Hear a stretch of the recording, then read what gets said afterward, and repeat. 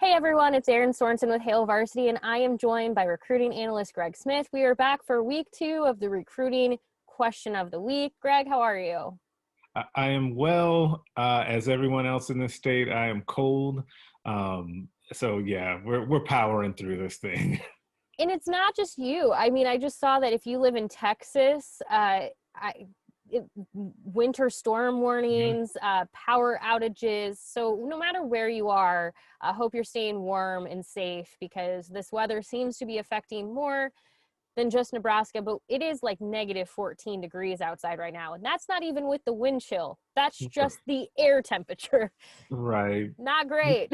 We always all say, "Oh, it wouldn't be so bad if it wasn't for the wind." No, this time it's bad either way. It's bad no matter what. It's rough. So, hey, spring football feels like it'll be here before we know it, but at the same time feels like a long ways away. So let's get into the question of the week. Now, this is sort of bizarre.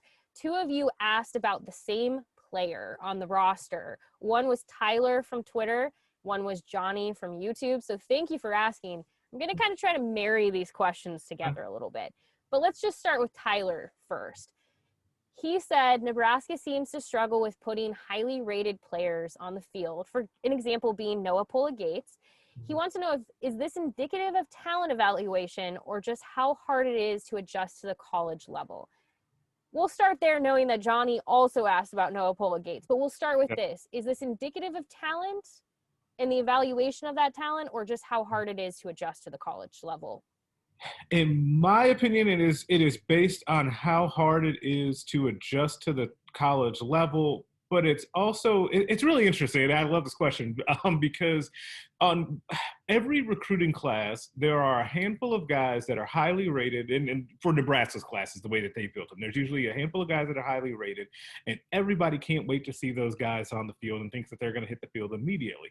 And then there are always other guys that were not as highly rated or didn't get as much attention as those guys who actually see the field ahead of them, or and sometimes see the field ahead of them. And it really is, and I write this, I feel like every year, or really around this time, is that once guys get here, all bets are off. You never know what is going to happen. You want to try to accumulate as many of those highly rated guys as you can, because just the odds say that those guys are going to work out more, while also knowing that there will be guys on the other end of the spectrum that kind of come out of nowhere. And a good example of that is kind of what's happened with Nola Pola-Gates, though he had an injury that also kind of held him back too, versus a guy, there's two examples. One, Cam Taylor-Britt in the class before him, that came in, and who, if you remember, when Cam Taylor-Britt was a recruit, his final three was Nebraska, Missouri, and Troy. Like, he did not have an Auburn offer, and so people were a little nervous about what was happening with that, with him being from Alabama.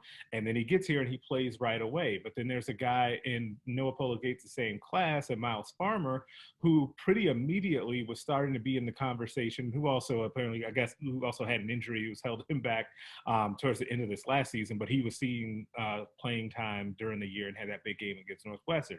So I really say all that to say is that it's just kind of all over the map. I don't think that it's a talent evaluation thing. I think that there's always guys from each recruiting class that see the field right away. And then it just takes more time, even if a guy was highly rated, for a variety of reasons.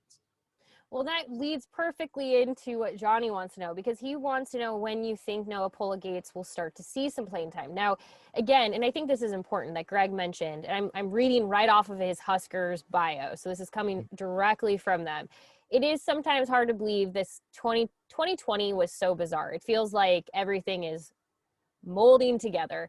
But he redshirted that first season at Nebraska in 2019. He appeared on special teams against Colorado and Northern Illinois before suffering a season-ending injury, was able to preserve his red shirt by appearing in only 2 games. In 2020, as a redshirt freshman, he played in every game. He totaled 3 tackles in the opener at number 5 Ohio State, made 1 tackle on kickoff coverage, and added 2 more on kickoff coverage in the win over Penn State. So he saw some action on both defense. He saw some action on special teams. I guess knowing that talent that was evaluated from when he was recruited, what are you thinking for him as far as seeing playing time? Will he see more of the field in 2021? That's going to be really interesting because I think the number one thing that Scott Frost and Eric Chenander and Travis Fisher are going to have to do with Nola Pola-Gates is to kind of keep him patient, right? Like he's aware that he was a big time recruit coming out of high school and that they really like him still and that he's got a lot of potential. But there's the reality of both starting safeties that were seniors decided to come back, right? And so they're going to get like, I wouldn't say that they're like stone cold lead pipe locks to start because no one ever is. There's always the chance. But more than likely, those guys are going to start and he's going to have to work himself in. So I think that you'll start to see him more in the regular defensive rotation in the backfield. Maybe in a similar way to what you were starting to see Miles Farmer as last year. But also, I want to stress again, and I like to do this, is that it's not abnormal then for a guy like Nola Pola-Gates to come in, cut his teeth on special teams, and then take a couple of seasons to then really become a fixture on the defense. Like you actually almost want it that way in one respect, because it means that he's gotten that seasoning, he's been able to build his body up over time, and he'll really be ready to hit the ground running when it is his time to be a full-time starter. So I would look for him to have more spot duty this year, and then that following season really take off. But also keep in mind that he is still technically a redshirt freshman. Like that is also, so he's got plenty of time left in the program. Yeah, that's going to be an interesting thing that a lot of people are going to have to keep remembering is that these players, 2020 didn't matter when it comes to their eligibility. It's going to essentially be a year of not nothing. It's just they can write it off as sort of a free year, if you will. It was a redshirt year for everyone despite getting to play a full season. So he'll be interesting. If anyone wants to know if, you know, we're seeing a little bit starting to come out of winter conditioning as they get ready for spring ball. It'll be interesting to continue watching him. If you're curious if he's still as engaged in the team as ever, he was actually at Nebraska volleyball games a couple of weeks ago with his teammates. He was sitting there with the group. Seems like he's still very engaged. If that's ever of a concern to anyone else, it seems like he's just putting that work in, and hopefully that pays off. But we do know, and Greg, you can correct me if I'm wrong on this, but we do know that Scott Frost does like to sort of wait a little bit if he can on players. He's not usually throwing them out there as freshmen, as true freshmen, unless he has to. So it's not a big surprise, I guess, that you haven't seen a lot from Nola Pola-Gates. And I don't know if, like you said, that's indicative of talent. It's just he's not yet at a place through an injury in his place on the team yet where it's not overly surprising. No, it's not. And if you think about it, through each of the first now, 3 seasons with Scott Frost, every year we have the conversation about why isn't Scott Frost playing young guy X, right? We are constantly having that conversation.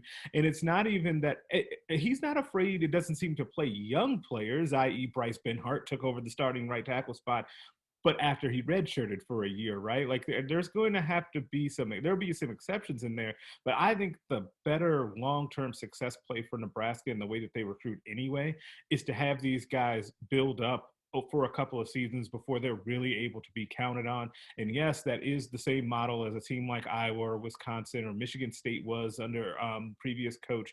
Like that is just, it seems like it's just a safer path for Nebraska to go down that road. And I think that you can see that Scott Frost wants to do it that way.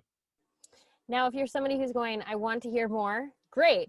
Greg is going to dive more into this very topic in his recruiting notebook this evening. It's at 6 p.m. Central, Sundays through Thursdays. So you're watching this on a Monday. It will be posted at 6 p.m. Central. If you're watching this on Tuesday, Wednesday, great. You can just go find it right now at hailvarsity.com.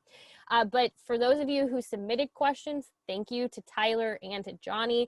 Again, you can leave those questions below in the comments right here on this video on YouTube. You can tweet them at Greg Smith HV on Twitter. Feel free to also tweet at Hail Varsity. You can tweet them at me at Aaron Sorensen as well, but I'm just going to end up sending them right to Greg. So make sure you send them to him at Greg Smith HV. Greg, any final words before we let everyone go and enjoy the rest of their day? Yeah, hopefully stay warm. And thanks again for submitting questions. We really appreciate it. We do, and it seems like you all like this. So if you have other ideas of features you'd like to see both here on YouTube or on hailvarsity.com, let us know. We love to hear from you, and we appreciate it. So submit those questions, give us ideas. We will be back next Monday with another video. But again, check out hailvarsity.com for the recruiting notebook. Greg, thank you. Thank you.